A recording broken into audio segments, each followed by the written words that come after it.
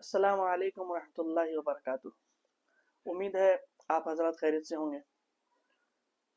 Islamic history के जो हमारे वीडियोस चल रहे हैं, सेशंस चल रहे हैं, उसमें क़ससुल अंबिया में अब हम पढ़ेंगे कौम आद के ताल्लुक से। पिछले वीडियो में जो हमने जाना नूह अलैहिस्सलाम और उनके कौम के ताल्लुक से जाना, ये कौम आद नूह अलैहिस्सलाम के बाद में एक ऐसी कौम बनी जिसको अल्लाह ताला ने इस दुनिया के अंदर अपने इनामात से नवाजा और एक तहजीब बनी। एक अल्लाह ताला ने उनको इल्म दिया, अल्लाह ताला ने उन्हें कई इनामत दिए, वो आगे आएंगे।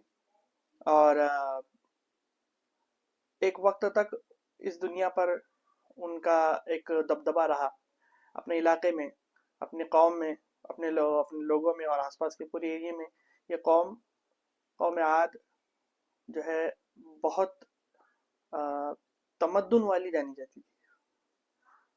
कौम आद नूह अलैहिस्सलाम के बाद में एक ऐसी कौम बनी जिसका जिक्र कुरान के अंदर आया है कि किस तरह से कौम आद को अल्लाह ताला ने इनामात अता फरमाए।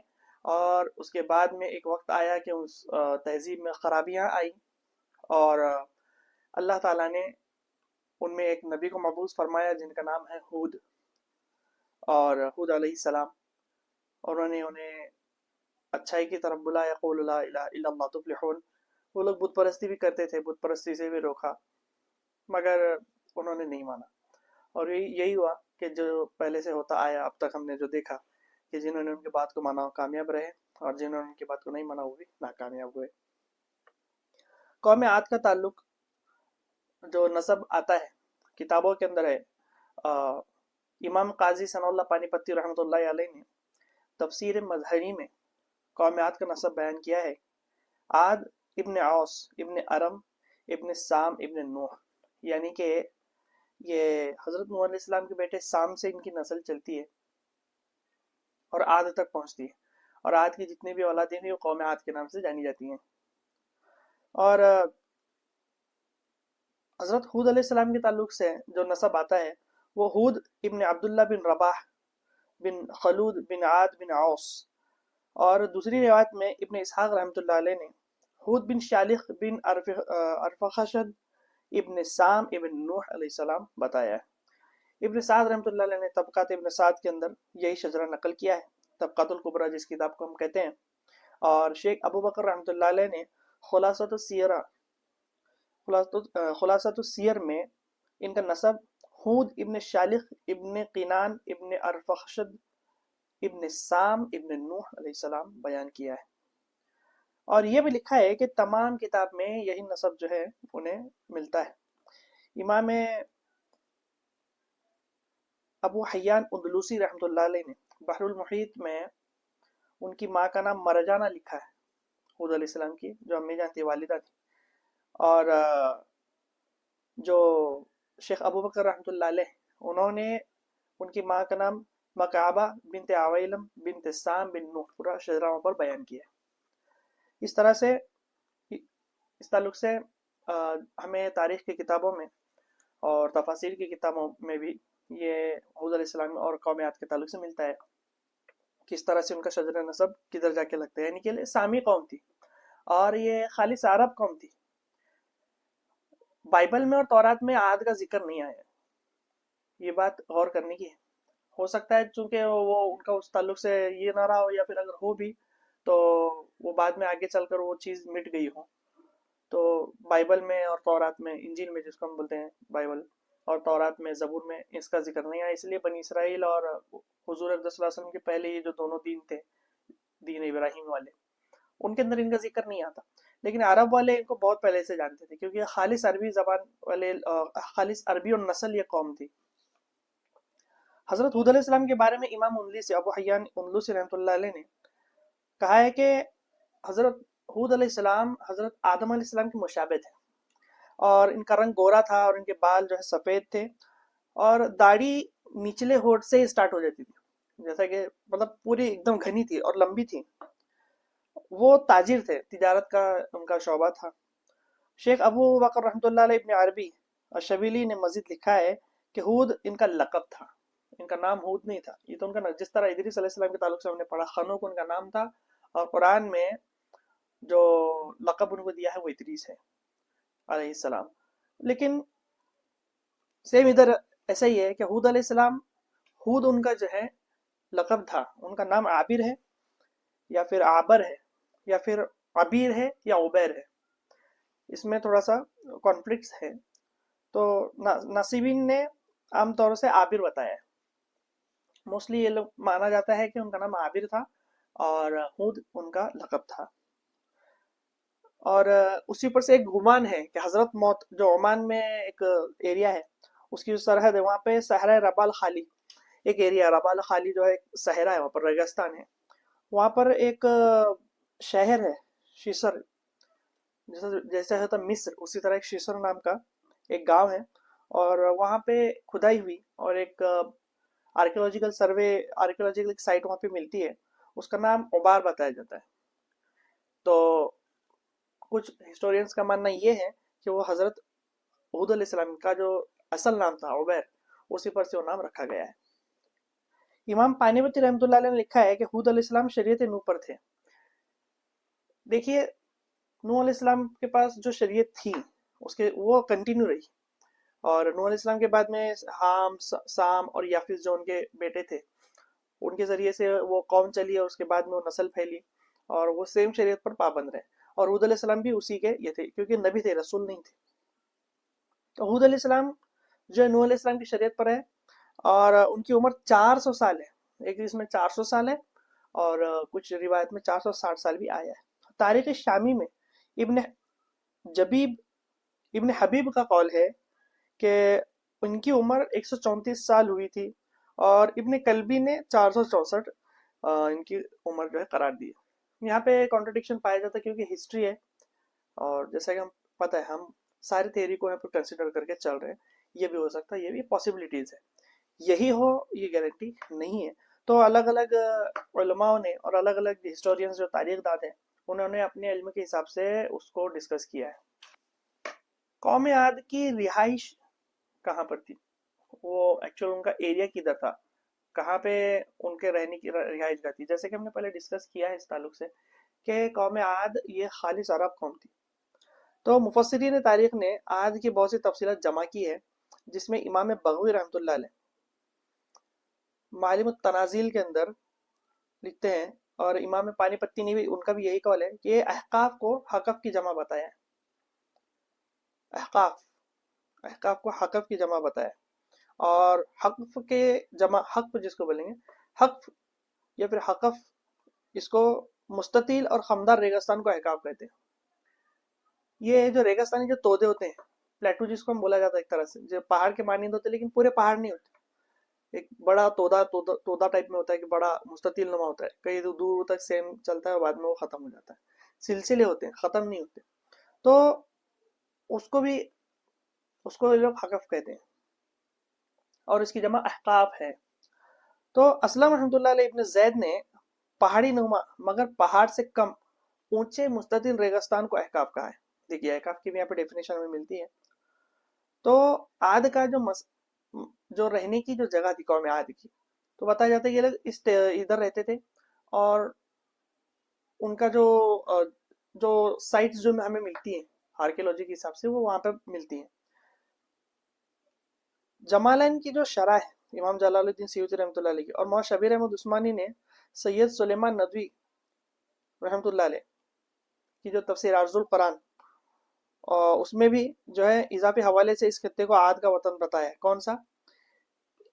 جو عرب کا جو ایریا تھا، ربع الخالی جس کو ہم نے کہا، یہ ریگستان، یہاں کا جو ایریا تھا اس میں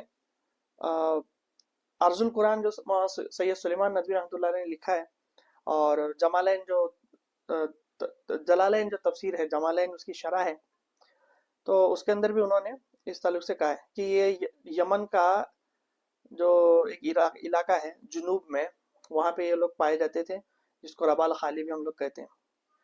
اور اس کے بعد میں امام تبری رحمۃ اللہ علیہ ہیں، انہوں نے جامع البیان کے اندر کہا ہے کہ حضرت موت سے امان تک کا شہر کا علاقہ، جو ابھی ہم نے کہا مصر والا، وہ والا جو علاقہ ہے.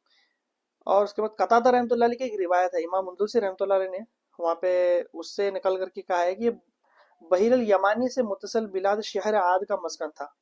اور تفسیر تبری میں بھی یہی آتا ہے کہ حضرت علی رضی اللہ تعالیٰ عنہ نے رسول اللہ صلی اللہ علیہ وسلم سے روایت نقل کی ہے کہ یمن میں سرخ مٹی کا ٹیلا ہے، یمن کے پاس میں جو ریگستانی علاقہ ہے، اور وہاں پر سرخ مٹی کا ایک ٹیلا ہے جس پر گھاس ہے یا ایک درخت اگا ہوا ہے، تو وہ حضرت حود علیہ السلام کی قبر ہے.